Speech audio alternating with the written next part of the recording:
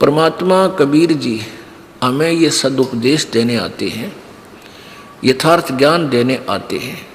वो चारों युग में आते हैं। परमात्मा कबीर जी चारों युग में आते हैं और प्रत्येक युग में ऐसे ही सतलोक से चलकर यहाँ पृथ्वी पर आते हैं और अपनी प्यारी आत्माओं को, जो उनके पूर्व जन्म के कभी भगत थे, फिर वह रह गए ना पा रहे, अब फिर दुर्गति में साझा हो रहा है, कोई भक्ति भी कर रहे हैं, वो भी शास्त्र विरोध कर रहे हैं, उनके पास पहुंच जाते हैं, उनको अपनी शरण में लेते हैं।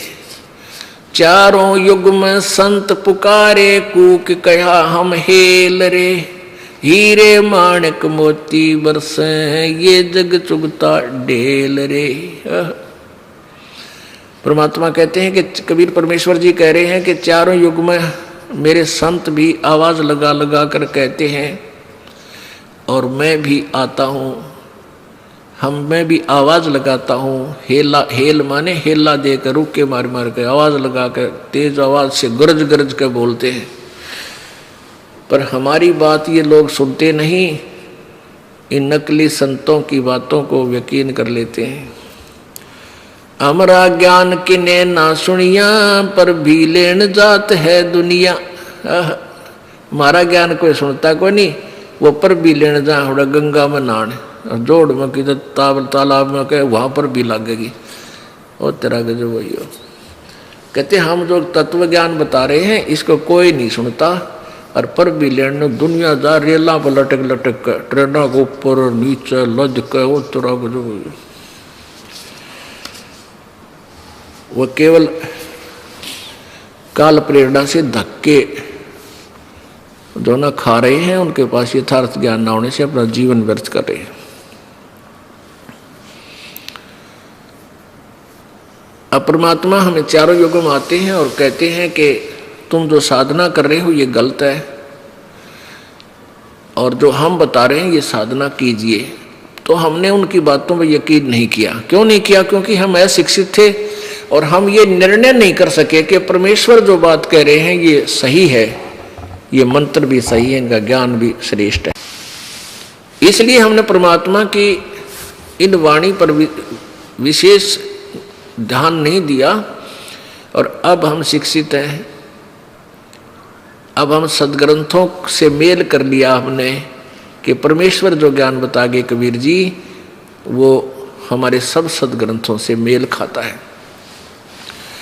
और गीता जी अध्याय नंबर 16 के श्लोक नंबर 23 में कहा कि अर्जुन शास्त्र विधि को त्याग कर जो मनमाना आचरण करते हैं, अपनी मर्जी से साधना करते हैं जो शास्त्र के विरुद्ध है, उनको न तो कोई सिद्धि होती है, ना कोई सुख होता है, ना उनकी कोई गति हो। इसलिए यूजलेस, यानी कोई लाभ नहीं, व्यर्थ। फिर 24वें श्लोक में कहा है 16वें अध्याय के ही, इससे तेरे लिए अर्जुन कर्तव्य और अकर्तव्य की व्यवस्था में, यानी कौन सी भक्ति करने योग्य है और कौन सी नहीं है, उसके लिए शास्त्र ही प्रमाण है, नथिंग एल्स। किसी और की दंत कथा मत मानना, शास्त्रों में लिखा है और वही संत बताता है तो सही है, नहीं तो वो संत नकली है। हमारे सदग्रंथ क्या बताते हैं, वो परमात्मा किस किस को मिले आके।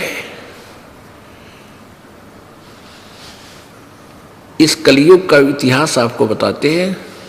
आदरणीय धर्मदास साहिब जी को, जो उन्हीं के समकालीन थे जब परमेश्वर आए हुए थे, सन 1398 से सन 1518 तक 120 वर्ष इस धरातल पर रहे।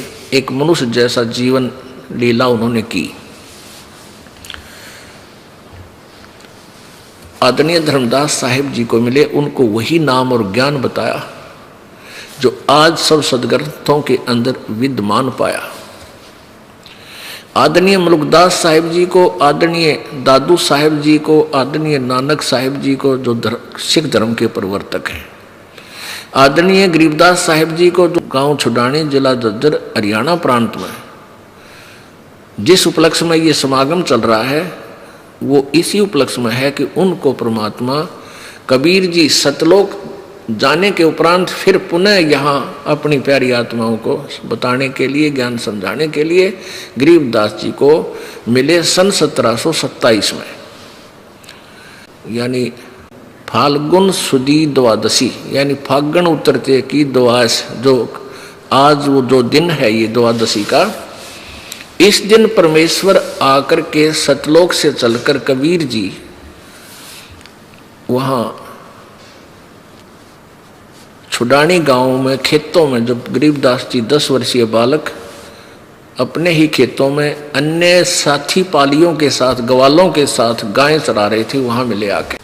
पुण्यात्मा, आज का वो शुभ दिन है कि परमात्मा इस हरियाणा यानी भारतवर्ष की पृथ्वी पर अवतरित हुए पुनः। पहले तो भारत की ही पृथ्वी पर थे, जैसे बनारस के अंदर काशी में, फिर वहाँ से अपनी लीला करके अपने जो भगवान क्रिया करता है, भगवान जो सुख देता है, परमात्मा जो के गुण होते हैं वो सारे करके चले गए, वो होते ही हैं। अब जो उस परमात्मा में गुण है वो ऑटोमेटिक ही होंगे। जैसे चीनी, मीठे का गुण है चीनी का, जीभ के लगते मीठी लगेगी, किसी समय चाख लियो, कहीं रखी हो चाहे वह। तो ऐसे ही वो परमात्मा अपनी महिमा, अपनी शक्ति वहां दिखाकर चले गए। मुर्दों तक को जीवित किया, कोढ़ियों तक ठीक किया, निसंतानों को संतान दी जिनको आवश्यक समझते थे। अन्यथा परमात्मा ने स्वयं भी, जैसे नीरू और नीमानी संतान थे, उनको भी दे सकते थे संतान, लेकिन नहीं, उनका कल्याण करना था, इसलिए संतान नहीं दी। स्वयं आगे बालक बन के उनके, क्योंकि इंजेक्शन, ये काल के दूत इंजेक्शन ऐसा लादे हैं कि वो दुखी हो जाता है जिसका संतान नहीं। एक आवेगी नो कह गया ये बहू का बालक होया, और सासू जो कहना कुछ ना, इसका कुछ ना हो, या तो हमारे छोरे का नाश करेगी। इब वह बेचारी दुखी हो जा सुन के इस तरह के ये तीर इंजेक्शन लगते हैं। फिर वह किसी ना किसी तरह कोई भी 100 जुगाड़ जोड़ते, उसको कितना कुछ बता दे, बेचारी ने सोचा मेरा संतान हो जा। ये रोज के ताने लगे हैं, इन तो पांडा छूटे। अब जैसे ये ज्ञान आपको हो जाएगा, फिर ये संसार में हमारे प्यारी आत्मा, बच्चे बेटे जो यहाँ से जाते हैं, रहते उसी समाज में है, के नहीं है। फिर कुछ दिन पीछे आ जाएगी कोई रिश्तेदार, वह भी पूछेगी कि बालक होया बहू का, वह फिर सासू ने तो वह श्लोक फिर बोलने, तो एक भूल सी पड़े दूसरा ला जाए, फिर भूल सी पड़े तीसरा और आ जाएगा, यानी उस बेचारी को जीण नहीं दे। तो पुण्यात्मा उस सत्संग सुनने से फिर आपके ऊपर उनके इंजेक्शन का असर को नहीं हो। परमात्मा चाहेगा तो अवश्य देगा, और आपके फांसी माले गलवावा, नहीं तुम न गलवानी की तो और जाओ गलवा लो अपनी, तो और को छोरे जिंदा वहां से ले लो। कहने का भाव यह है कि एक माई के बालक ना हो थे, और ब्याह ने भी 10-12 साल हो गए थे, उसको किसी ने बता दिया, यानी सारे 12 वर्ष में तो बहुत कुछ पापड़ बेल ले है, जिसका संतान नहीं है, धरती पर जो भी किताब बता दे वहीं पहुंचेगा। कुछ नहीं हुआ। आखिर में किसी ने बता दिया, शरफरे ने, कि गाय जहां गऊ बंध रही हो ना, उन गऊओं ने फूक दे, जला दे, तो जला कर मार दे, जब तेरा संतान हो जाएगी। अब उस बेचारी ने लोगों के तानों के इंजेक्शनों के भय से वो भी कार्य स्वीकार कर लिया। रात्रि के समय, पहले पुराने समय की बात है, मटके का ढक्कन होया कर इसका मिट्टी का, उसके ऊपर आग रख के रात ने चल पड़ी। उसका ससुर देखा था, उस ससुर की आग जाग खुल गई कि भैया किजा है तेरी पुत्र वधू रात ने 12 बजे। तो वो उससे काफी दूरी पे अरियों देखता रहा, या के करना जा रात ने, कहाँ जा रही है। उसने क्या किया कि वहां पहुंची जहां 4 गां बंध रही थी, गऊ बच्चे थे, 2 गायें थी, और पहले झोपड़ी डाल के उसमें बैल रखा करते, इसे गुजारे थे। और उनके साथ ही उनका चारा रखा था, बाजरे ज्वार की पूड़ी, फूस उनका चारा होता, चारों तरफ उस रख देते हैं और उसके ऊपर भी डाल देते हैं कई बार छत पे, सर्दी ना लगे। और उस पुड़ियों का यानी भूस का, घास का ही आगे शटर बना देते थे। उसने रात में जाके और वहाँ फूक फाक मार के आग बाली और उस आग लगा के, और शुरू में तो आग धीरे धीरे जलने लगी, वह इतने वहाँ से खिसक के दूसरे रास्ते से घर आ गई। और उसके ससुर ने देख लिया, उस ससुर ने जाके देखा इतने तो बकड़ पाट लिया, वो पूरा आग लगी, वो गाय जल के बंद डिड्डा डिड्डा के जल के मर गई। अब वो ससुर बतावे तो बात बिगड़े, घर पे आवे अगी तो नाश हो गया, उसने किसी को जिक्र नहीं किया। अगी तो बड़ा काम बिगड़ा भाई, जुल्म कर दिया इसने पापड़ ने, देख के नाश किया, कितना पाप कमा दिया। फिर क्या हुआ, कहते हैं कि उसके परमात्मा ने इसी दया ऐसे, वो तो मालिक की रजा जाने, समय बताओगा उसके लिए के बनी। फिर साल भर भीतर एक लड़का हो गया। अब वो बूढ़ा न्यू कहा है, हे भगवान तेरा कितना न्याय नहीं, इसी पापण कर बालक हो गए। वो खुद मन मन में सोचता है, अगर भगवान का न्याय कति नहीं, कोई न्याय नहीं। फिर दूसरा हो गया, फिर तीसरा, 4 लड़के हो गए उसके। और वो बूढ़ा न्यू कहा, कहीं बैठे उठा न्यू कहा भगवान का न्याय कति नहीं। और कोई पूछा के बात होगी ताऊ, अगना बस वैसे को उसका ठेस लाग रही, किसी हत्या कर रखी इस पापड़ ने, आजकल छोरे दे दिए, हो गए लड़के हो गए।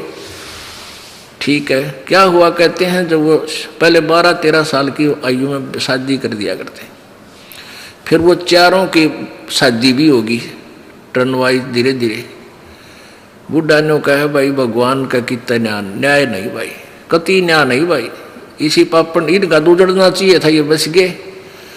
अब फिर क्या होता है, कहते हैं फिर जब उनका ब्याह हो लिया तो 4 साल में वो चारों मर गए। वो 4 विधवा औरतें वहां बैठी और टक्कर मारे। तो वो बुढ़ा कहे भाई भगवान का न्याय है पर धीरे धीरे, न्याय है भाई भगवान का पर स्पीड स्लो है इसकी, तो इतना इंतजार भी करना पड़ता है कि मालिक का तराजू एररलेस नहीं है। तो कहने का भाव यह है कि इस पंगे में क्यों पा दे भाई, इसे दुख में मोल ले। अब परमात्मा की रजा में राजी रहना चाहिए इंसान ने। फिर देखियो, कोट जन्म तन भरमत हो गे, कुछ ना हाथ लग्या रे, कुकर सुकर खरबया बोरे, तू कौआ हंस बुगारे। पुण्यात्माओं, परमात्मा की भक्ति में जितना आपको आनंद आओगा, या किसी भी वस्तु में, किसी भी चीज में, या तो आपको सुख नहीं हो सकता। आज खुशी हुई है, कल ना जाने के बिजली गिर जाए, इतना कहर टूट जाए आदमी पे, पूछो मत। तो परमात्मा कहते हैं, झूठे सुख ने सुख कहे तू मान रहा मनमोद, ये सकल चबीना काल का, कुछ मुख में कुछ बोध।